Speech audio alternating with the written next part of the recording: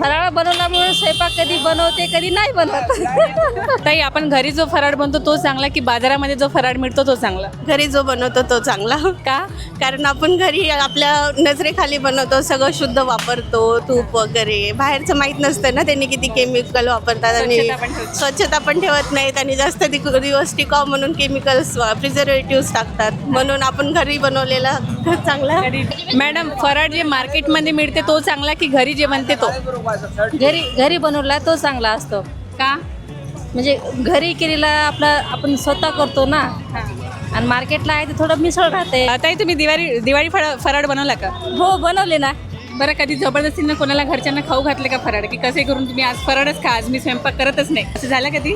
आमच्या घरी तर जबरदस्ती खा म्हणायची गरजच नाही, ऑलरेडीच खातात. ताई, मला एक सांगा की आपण जो घरी फराळ बनतो तो चांगला की मार्केटमध्ये जो फराळ मिळते तो चांगला? माझ्या मते तर घरचाच बनवलेला चांगला असतो, कारण की आपण स्वतः बनवतो आणि मार्केटमधला कसं तेल वगैरे मिक्स घाण वगैरे असते, त्यामुळे घरी बनवलेला चांगला असतो. कधी सरांना जबरदस्तीने फराळ खाऊ घातले का? नाही, आतापर्यंत नाही.